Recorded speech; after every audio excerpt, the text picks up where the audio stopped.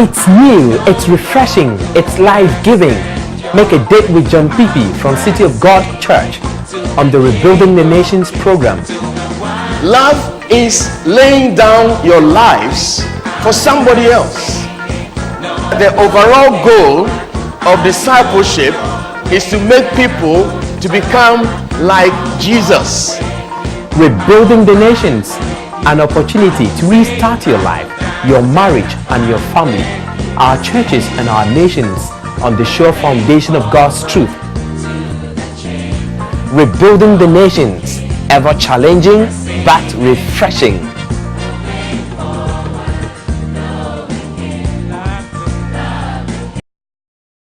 Hello viewers, welcome to Rebuilding the Nations Talk Time, the program which guides us into living God's way. My name is Vanessa Tete, and with me is John Kpikpi, pastor of City of God Church, Accra. Today we're continuing with our discussion on work, and we're looking at working like God. You're welcome, John. Thank you very much, Vanessa.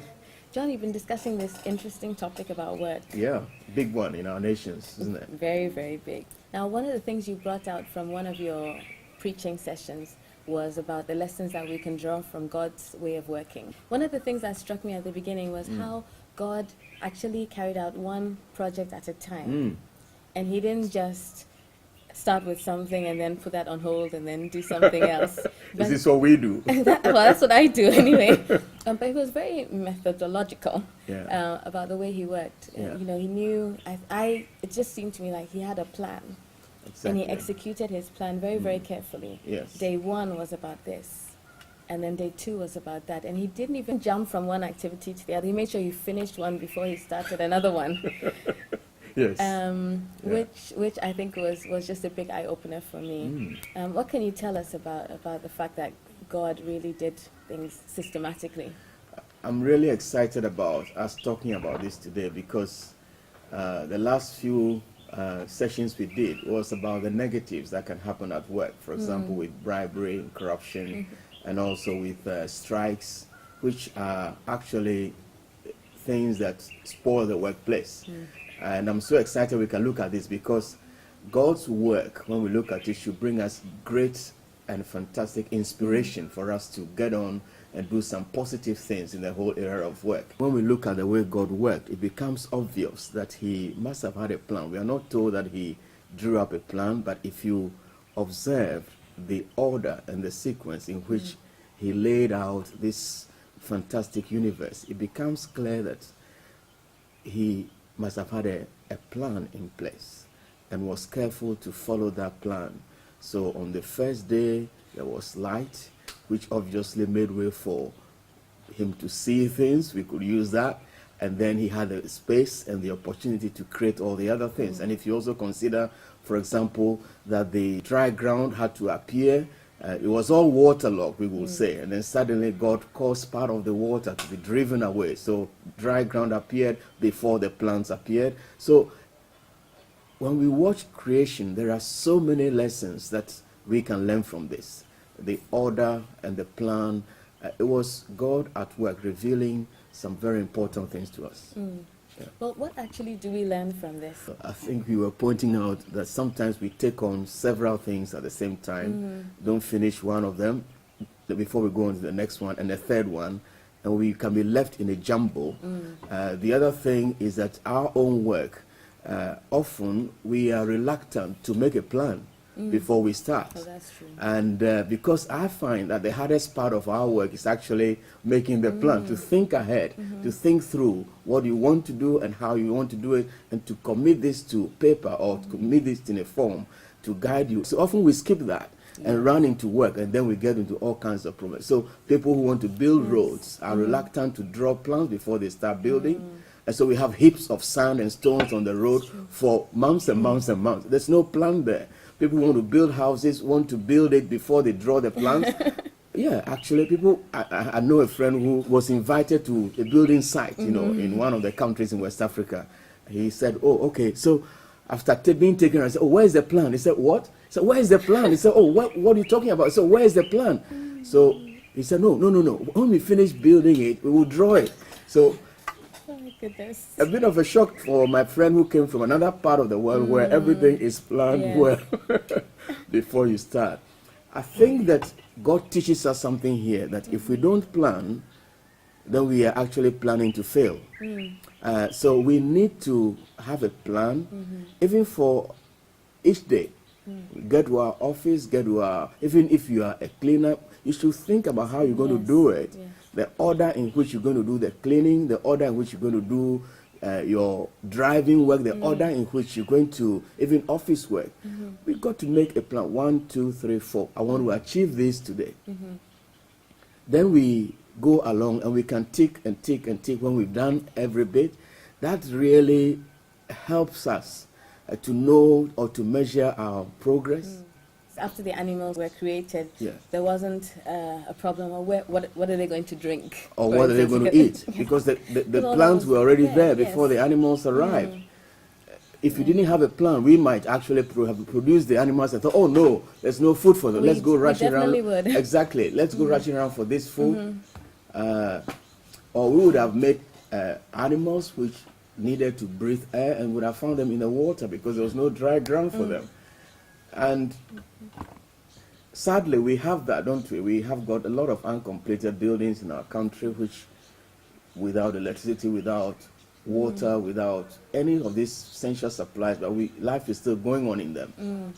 It comes back to the whole issue of planning. So if there is one big lesson that we really need to get from God here, it is about I need to make a plan and detailing it out. Yes, for sure.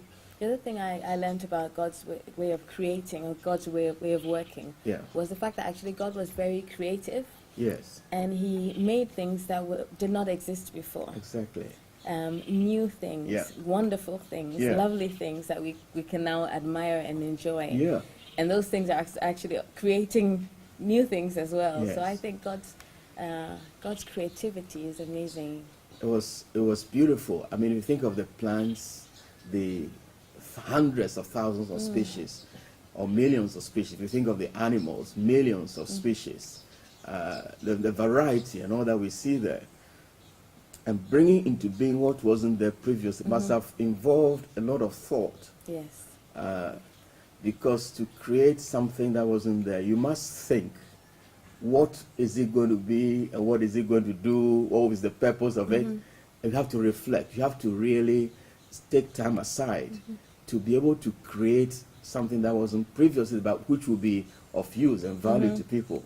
And I think God shows us the way here. But He's put the same spirit in us. His spirit is a creative spirit. So each one of us has also got the same capacity to do this creative work, maybe at a smaller level, but we can create things. And so when it comes to work, I feel that it is an area that we really, really need to take this thing on board. We know about musicians who are creative, artists who are creative, but when it comes to the manufacturing industry, the carpentry industry, the car making industry, all those areas are also areas of creativity, actually. But we find that there is very little that happens there. I've complained before about when you go around furniture showrooms, the same big, fat, old furniture around everywhere, things that nobody can afford. That's what we keep seeing in showroom after showroom. Why doesn't somebody think about something else? When somebody thinks up a new business in this country, I remember at one time it was all communication centers, because one person came up with it and everybody, communication centers, and then now it looks like it is petrol stations. And everywhere you go, everybody wants to do a petrol station. That is lack of creativity. I think there's something like cloning happening here. We're not thinking hard enough. We're not taking on God's creative potential enough. If we will stop before God and ask Him for wisdom and knowledge, He will show us new things that nobody has even done before. It will come on the scene. It will be new. It will be fresh. It will be a winning thing. And so I really feel that this area of God's creativity, we need to embrace it and carry it into our workplaces, whatever we do, whether it is farming, whether it is building and construction, whether it is in architecture, whether it is in making cars. Why don't we make cars in Ghana, for example? Because we're not being creative enough. And why don't we think of something else that does better than a car, for example? Yeah, of course. There's no limit to what we can create. What I'm really saying is, let's take God with us to work. Do you see what I mean? Let's go with God to work. Let's not have this idea of, well, we just worship God on a Sunday and that's it. The whole point of what I've been fighting for throughout this work series is, no, God is the Lord and author of all work. And we can expect his help when it comes to the area of creativity as well. And John, you touched on this point just now about creativity, that actually when we are creative, we have more variety. Yes. And then there's something for everyone. Yeah. And I think that way we can bless mankind more than we're blessing them now, because you said work is actually to bless people. That's right. So what can you say about creating variety? In his wisdom, he created such amazing diversity of living creatures. If you even look at the stones and the rocks, such variety, the mountains, the hills, and the weather, there's so much variety and diversity in God's creation. And I feel that there's something that we can also learn from God. When we want to start doing something, we need to think like that. And if we think of developing a product, we should think of several products that will meet the diversity of needs that we find in the human species.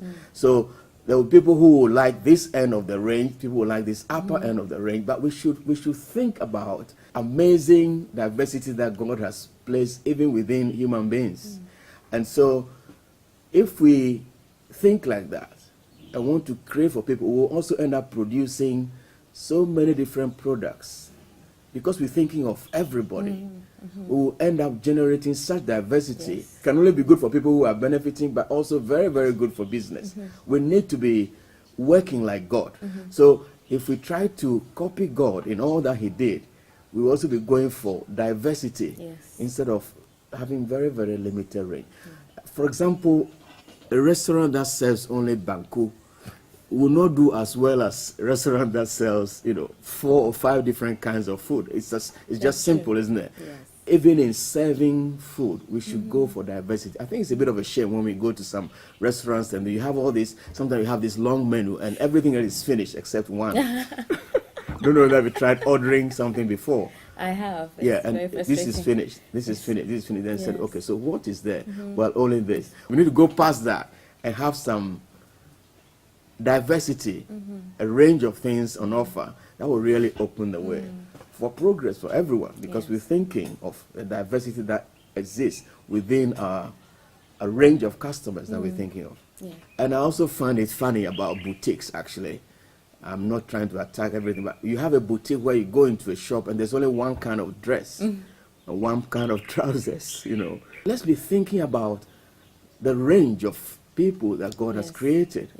That's what God was thinking about when he was creating the diversity. He was going to make human beings of all kinds, of all varieties. He wants to satisfy them. That's why you have the diversity. Some people like it green, some red, some yellow, some white, some big, some small. Let's think like that. If you carry that spirit into our work, you're a clothes maker, clothes designer, you should have 20 different styles in 10 different sizes. Then you have starting something. Then you can expect something. Everybody will be in your shop all the time because they're sure they can get whatever they want. And it seems to me, actually, that God was willing to get his hands dirty. He was actually willing to do what we would call now menial tasks. And lowly tasks.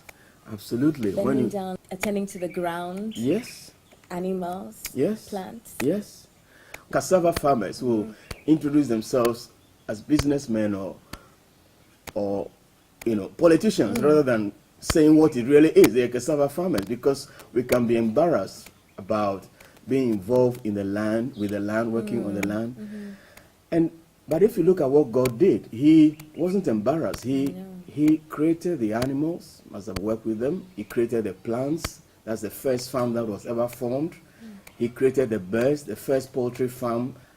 And of course, just the whole act of separating the waters on the ground, so dry ground would appear, would have been a civil engineering work, a draining of the marshes where his hands would have got into that, pushing the water. So God got involved in tasks like that. Actually, because God involved in those tasks, we should understand that those tasks now become honorable, tasks that should be respected and honored, jobs that carry all the dignity because Almighty God put his hands to them. They should be highly respected jobs in our nations because God did them. That is where we should start from. And once we get that, we human beings, if God did them, who are we? Not to. Exactly. Who are we that we should be unwilling to be touched with jobs like that? So I want to suggest that this is one of the strongholds in our nation which we must break before we can make any progress in work. Willingness to take on what is conceived of as menial and lowly work, because there is a lot of that kind of work around, and there is a lot of need there, and there is a lot of gold hidden in those kinds of works. And we can serve our people massively if we are willing to take on that kind of job. Vanessa, when I think of rubbish collection, for example, it could be given a big name of health and sanitation in our cities, but actually it is rubbish collection. Most people don't think that's what I want to do with my life. But if we don't do that, our cities and towns are going to be left in a very, very appalling state as they are, and the result is, it leads to, health issues, all manner of things affecting us. So anybody who can take the rubbish out of our cities is doing a fantastic and godly work, and God will bless him amazingly. I remember about 15 years ago, I prophesied in my church that anybody who will take up rubbish collection will become a millionaire in Ghana. My people just laughed. Oh, who wants to collect rubbish? But today we've got an amazing company that is making waves, probably the fastest growing company. What do? They collect rubbish. And there are many aspects of our life, national life, which are waiting to be attended to, for us to put our energies into in farming. For example, massive tracts of land waiting to be cultivated with food crops, with tree crops. Nobody's doing that. We're all in the cities because we've missed it, I think. So we need to come back to God for him to show us how important it is to take on jobs that people are ignoring. There's plenty of gold in the ground. What can we say about the fact that God paid so much attention to detail? We read from the account of creation about how God made, how God created, and then at the end of the day it says, and God saw that what he did was good. That's right. And he did that every day. That's right. He evaluated everything that he did. He didn't just make things and then just move on, but he didn't stop until he knew that it was good. And I think checked it over. And for me, that means that he wanted excellence. He was committed to excellence. Wasn't going to do anything short of excellence. I think it's a word that we need to shout about in our nation. God was aiming for excellence. He wanted to do a good job. God himself just looked over his own work. We wouldn't expect him to make any mistakes. And I don't think he will expect himself to make any mistakes. But it must be a lesson in there for us that evaluating our work, no matter how little, no matter how big, is of huge importance. First of all, we need to set the standard. What are we aiming for? Are we aiming to produce a book with maybe we allow 10 or 20 errors in it? That's acceptable, so we just do that? Or are we aiming to produce a printed book with absolutely no error in it? What are we aiming for? Are we aiming to build a house where all the lines that should be straight are straight, or we are saying, well, 2 or 3 of them can be straight there, but the others, they can go like this, and it's okay, which is what people tell you. Are we aiming to sell vegetables in the market, which are all perfect? What are we aiming for when we fix cars? Are we trying to do it so that everything fits well, so the tires don't go off, the bonnet doesn't open up on the journey somewhere, doesn't fly out because we just forgot to lock it in? What are we aiming for? So it's a big question. God set the standard, it was for excellence, and he went over the work very carefully. We also ought to, in all that we do, set the highest standard for ourselves, and then work towards that. Yes. And then after we've done the work, go over it like God. I went into a company once, a company that was set up to serve people. Yeah. And the place looked appalling. It wasn't a very welcoming place, not a nice environment to be in. And actually, the people who were meant to serve the customers weren't very friendly either. And I spent some time with a section of the staff. Yeah. And I asked them, I gave them a scenario, and I said to them, well, imagine the president is coming to visit. Yes. And you've been told he's coming in a week's time. What are you going to do? And I put them in teams, task forces. Yeah. And it was amazing, the long list that they came up. We will do Oh, this, really? we'll sweep this, Yes. we'll plant this, we will do that, and we'll, and I said, you haven't got much money, so write down things that you can do in just a short space of time with very little resources, Yes. because the president is coming and you need to make a good impression. So they had all these long lists, and then I said to them, well, you got the president all around you, Yes. because these people are valuable, and Exactly. everybody is valuable, and actually your company is making money from these people. Exactly. They are your president. They are the ones who are paying your salary. They are the ones who are taking care of you. A company would not exist without the people. Why are you not doing it for them? That's right. Why wait for the president to come? It must have been a shock, really. It was a shock. Yeah. But what you're showing me is we're not really caring about each other. We don't actually know the value of people, and we also sometimes, as you rightly pointed out, make up a relative value scale for people. So in this company, they would have been rating a president, maybe 100 points, and then everybody else was getting something like 10 points. So they were going to treat them differently, but actually, the truth is, God made man in his image. In his image, he created them, male and female. He made them. That is where human beings derive their highest value from, not from academic achievement or financial power or clothes that they wear. The value of a human being comes from this truth that he's been formed in God's image. And because all human beings were formed in just one image, God's image, it makes all human beings of equal value, that is, of infinite value. So every human being is worth exactly the same. The toddler, the 3-year-old boy, the 3-month-old boy or girl, and the oldest man, the businessman, the peasant in the village, everybody is worth exactly the same value.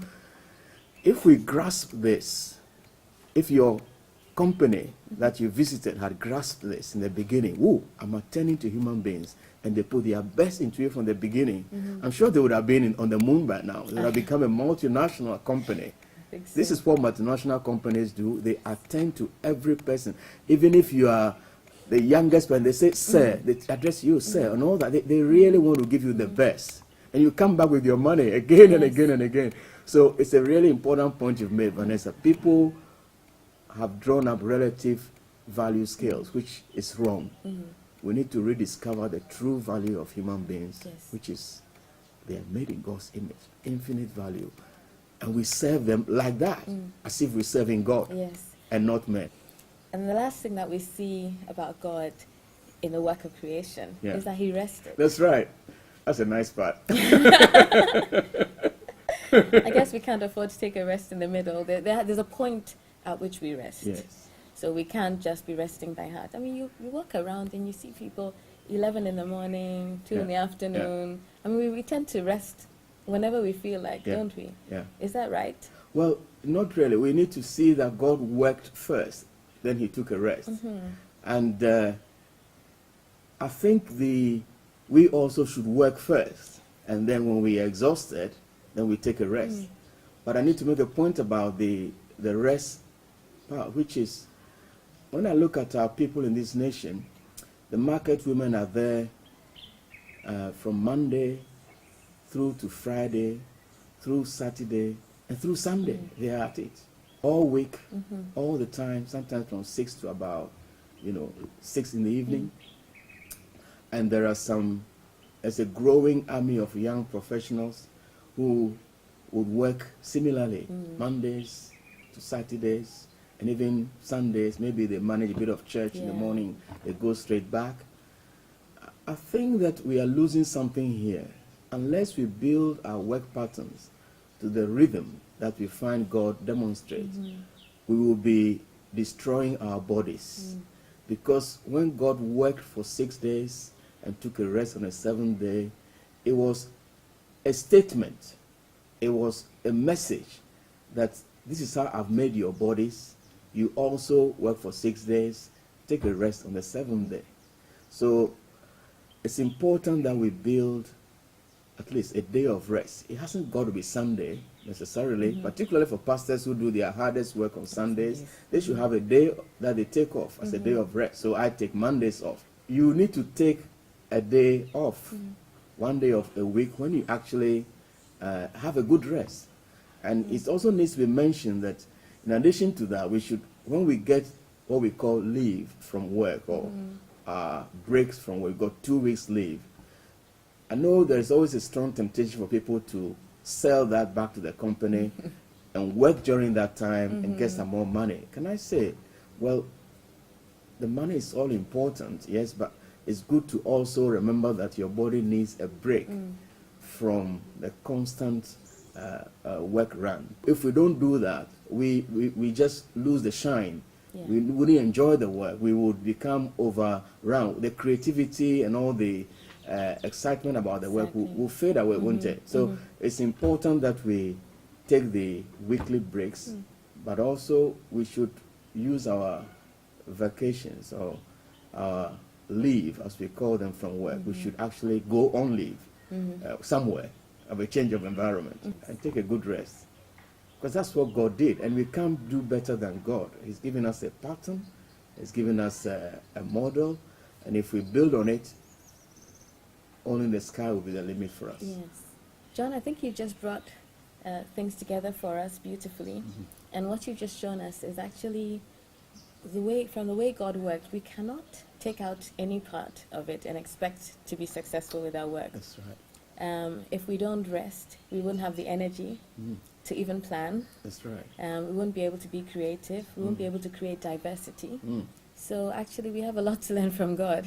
Absolutely. Because if we decide not to take anything, or if we decide to even leave anything out, we're not going to get the full picture. Thank you so much for sharing with us about It's work. a pleasure, Vanessa. Thank you, viewers, for tuning in to Rebuilding the Nations. Do contact us for DVDs, for answers to your questions, or any other requests. Our contact details are on your TV screen. Join us next Friday at 6 a.m. on TV3. We're also on Multi-TV on the Jesus channel, on Sundays at 8 p.m. and on Wednesdays at 10:30 p.m.